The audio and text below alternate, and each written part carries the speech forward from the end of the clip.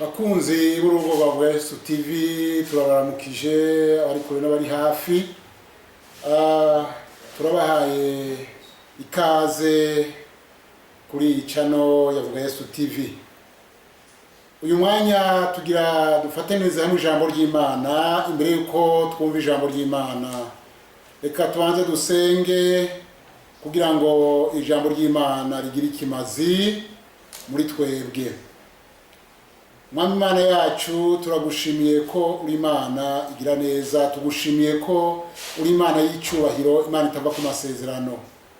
Dusengeye ijambo ryawe tugiye twumve muri uyu mwanya, dusengeye n'abazoryumva bose riziragirira ikimazi mu mitima yabo. Urakoze nyakubahwa, tubisenze mu izina rya Kristo Yesu, amen. Uyu mwanya tugira turabire hamwe ijambo ry'Imana ryanditswe mu butumwa bwiza bwa Yesu Kristo, bukaba bwanditswe na Yohana. Twagomba imbere yuko twinjira mu ijambo ry'Imana nyezina, turasoma ubutumwa bwiza buri muri kino gitabo cha Yohana, igice n'iki 9. Turasoma imirongo mikeya ishobora kudufasha. Haravuga ngo wavutse ari impumyi. Havuga ngo ariko arahita abona umuntu yavutse ari impumyi. Abigishwa biwe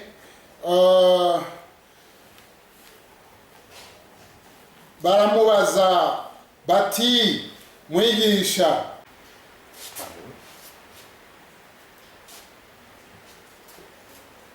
bakunzi b'urugo rwa Yesu TV turabaramukije abari kure n'abari hafi.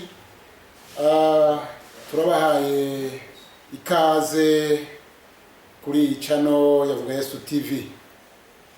Uyu mwanya tugira dufate neza hamwe ijambo ry'Imana. Imbere yuko twumva ijambo ry'Imana, reka tubanze dusenge kugira ngo ijambo ry'Imana rigire ikimazi muri twebwe. Mwami Imana yacu, turagushimiye ko uri Imana igira neza, tugushimiye ko uri Imana y'icyubahiro, Imana itava ku masezerano. Dusengeye ijambo ryawe tugiye twumve muri uyu mwanya, dusengeye n'abazoryumva bose riziragirira ikimazi mu mitima yabo. Urakoze nyakubahwa, tubisenze mu izina rya Kristo Yesu, amen. Uyu mwanya tugira turabire hamwe ijambo ry'Imana ryanditswe mu butumwa bwiza bwa Yesu Kristo, bukaba bwanditswe na Yohana. Twagomba imbere yuko twinjira mu ijambo ry'Imana nyezina, turasoma ubutumwa bwiza buri muri kino gitabo cha Yohana, igice n'iki 9. Turasoma imirongo mikeya ishobora kudufasha. Haravuga ngo wavutse ari impumyi. Havuga ngo ariko arahita abona umuntu yavutse ari impumyi. Abigishwa biwe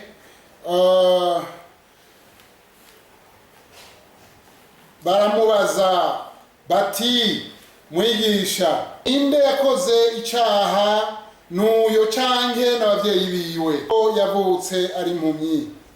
Yesu arabishura ati, uyu ntiyakoze icyaha, kandi si abavyeyi biwe, ariko no kugira ngo ibikorwa by'Imana bibonekere kuri we.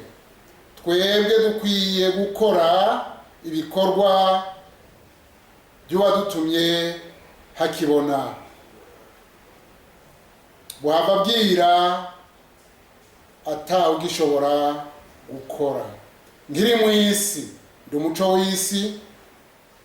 Avuze ivyo, akira amate hasi avurungisha amate utwondo, araheza amusiga utwo twondo ku maso. Aramubarira ati, genda wiyuhagire mu kidengeri Silowamu. Silowamu risobanurwa ngo mutumwa. Nuko aragenda ariyuhagira, agaruka abona. Nuko ababanyi biwe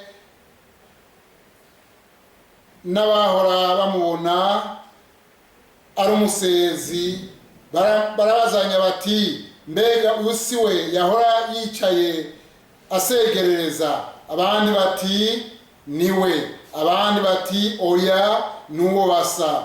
Nawe arababwira ati, ni jewe. Imana ishimwe, Imana ishimirwe ijambo ryayo tumaze gusomerwa. Imbere yuko twinjira mu ijambo ry'Imana, nagomba ndababwira ido n'ido gatoya ry'ubu Yohana.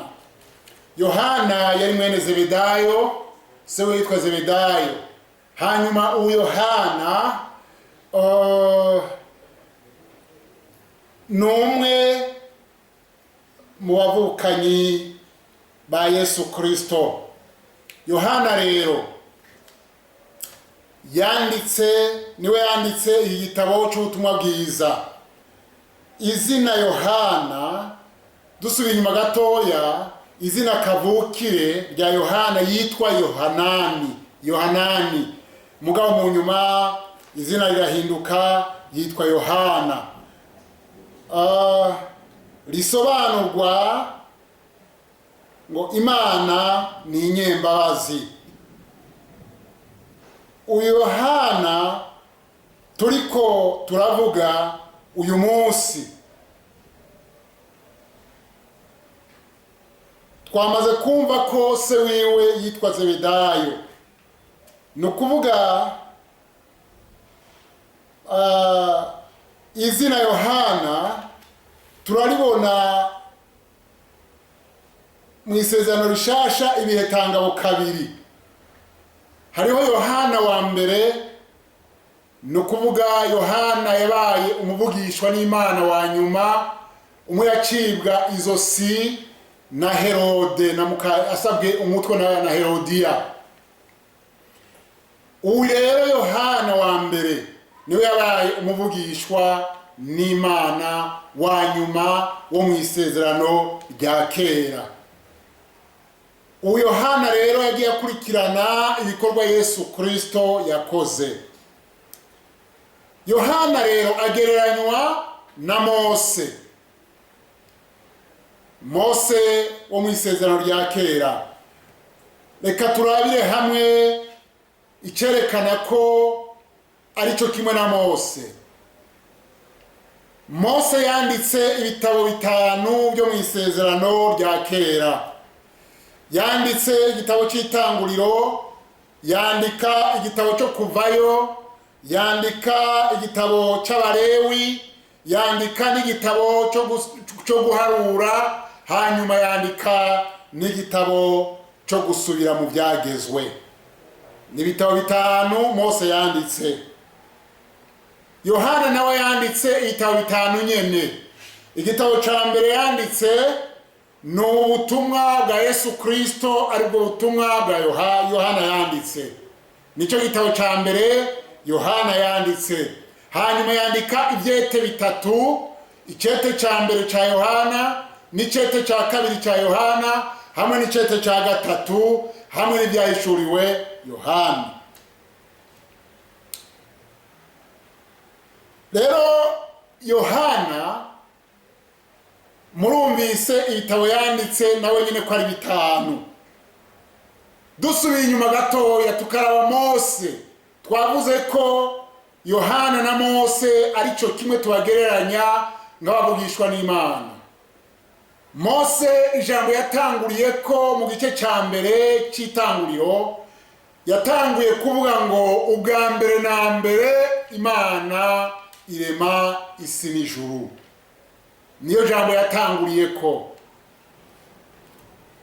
mu butumwa bwiza bwa Yohana hariya mu gice cya mbere nyene naho tubona ngo uko Yohana yanditse nawe yavuze ngo ubwa mbere na mbere jambo yariho, ubwa mbere na mbere jambo yariho. Murumva ko bose bavuze bimwe, ni ukuvuga Mose yanditse iby'intango, hanyuma Yohana avuga iby'impera, mu nyuma Yohana yahavuye asozera avuga iby'igihe cy'iherezo. Imana ishimwe.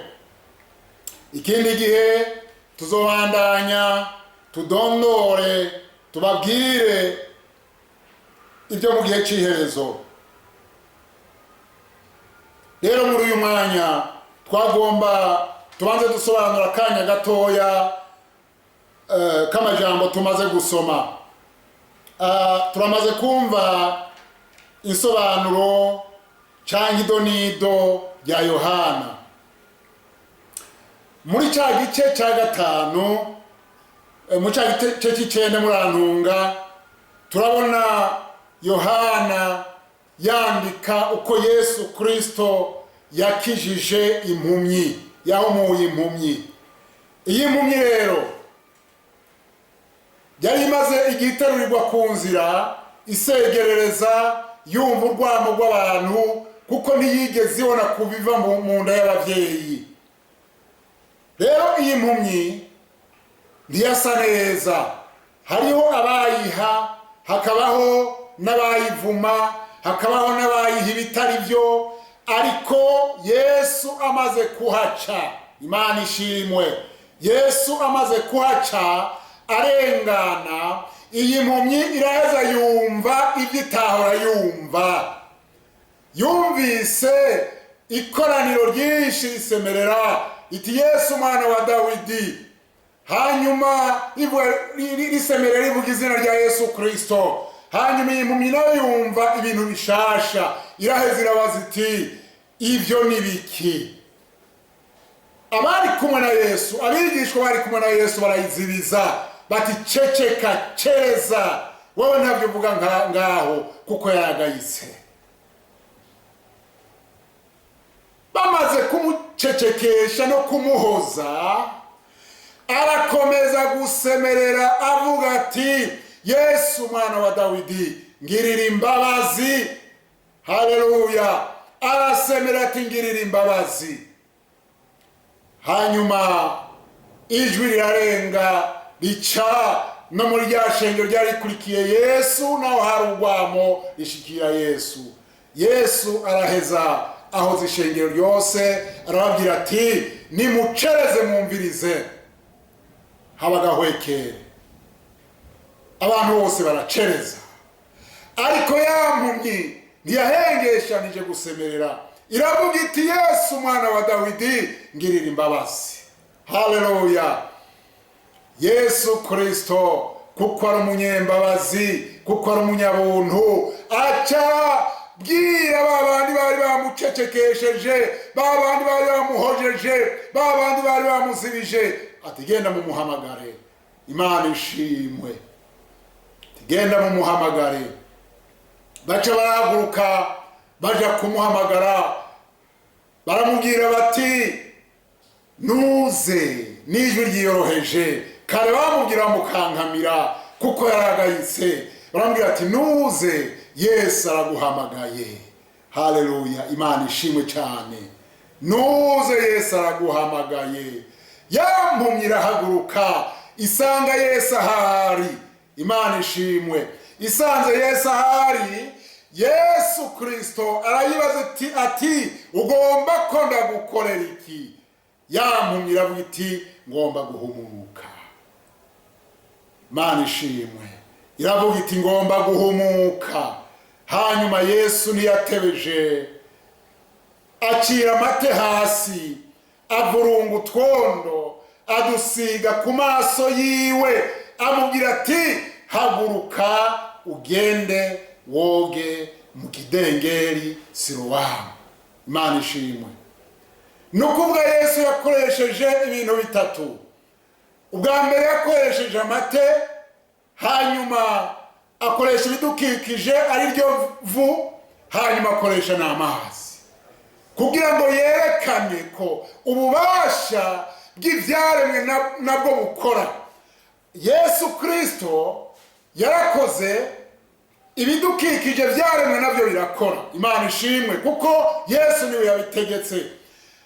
Bisobanurwa ngo nta kumenyera ko Imana ikorera mu kintu kimwe. Imana ikoresha ibintu byose. Yesu yakoresha amate, akoresha ivu, akoresha n'amazi. Amaze kwiyoga muri kidengeri Silowamu, Imana ishimwe, haleluya, yahagurutse, yavuyemo ari muzima, yavuyemo abona, yavuyemo abona abantu, yavuyemo abona ibintu, araheza agenda asanga Yesu, aramufata, haleluya, abana nawe. Imana ishimwe, agendana na Yesu. Kare yari kure ya Yesu, kare yari kure y'abantu, yasa nuko yatawe, ariko ahinduka uwakunzwe n'Imana. Nukuvuga ngo agendana na Yesu. Yesu Kristo agenda amufashe ukuboko, araheza aramubwira ati ntugende ariko ntuvuge uwagukijije uwo ari we. Mbega iyi mpumyi yarahoze haba na gatoya. Iyi mpumyi yakigenda ivuga iti nakize, kandi Yesu Kristo niwe yankijije. Imana ishimwe. Nagomba ndakubwire wowe uri kurankurikirana, hari ibyakuzengereje, ibyo byatumye ubura amahoro. Uyu yarabujijwe amahoro n'ubuhumyi no kutabona. Impumyi ntiyigera igira amahoro, impumyi ntiyigera ivuga, impumyi yama yiganyira. Nawe hari ibituma wiganyira, hari ibituma utagira amahoro. Yesu arahari kugira ngo agutabare. Yesu arahari kugira ngo akugirire neza. Yesu arahari kugira ngo agukize ibyo bisa n'imitwaro. Yesu arahari kugira ngo akubohore, hanyuma widegembye. Imana ishimwe. Imbere yuko turangiza iri jambo ry'Imana, n'aya majambo mu mwanya mutoya nari ngombye ko dusangira. Uku Yesu Kristo yagiriye neza impumyi, iyi mpumyi nawe arashobora kugirira neza. Arashobora kugutabara, akakugira muzima, akagukura mu bikuboshe, bya bindi bituma wiganyira, bya bindi bituma wihebura, za ndwara zikunanije. Ibyo byose Yesu Kristo yaremeye kubyikorera ku musaraba. Ngomba dusenga Imana. Ndagusengere. Mwami Yesu Kristo, ndagushimiye ko uri Imana yumva, ndagushimiye ko uri Imana yishura. Uyu ariko arakurikiranira ijambo ryawe, akiryumva, ndasabye kugira ngo umubohore, abohoke ibyamubujije amahoro, yumva amahoro atangwa nawe. Ibituma aguma aremerewe, niyakire ukuruhuka kubonekera muri wowe Yesu Kristo. Mu izina ryawe Yesu Kristo, yakire ukuruhuka. Ari indwara zimuremereye, niyakire ukubohoka mu izina rya Yesu Kristo, abe muzima. Ofisi imitwaro imubabaje, imitwaro imuremereye, uwo ndamusengeye kugira ngo nawe nyine yidegembye, aruhugwe nawe, kuko uri umukiza w'abantu bose. Urakoze Mwami Yesu, tubisenze mu izina rya Kristo Yesu, amen. Mwari kumwe na mwene so Nimenya Emmanuel. Nagomba ndabasabe ntimwibagire gushira ko sabone na partage hamwe na j'aime, commentaire. Yesu abaha umugisha, amen.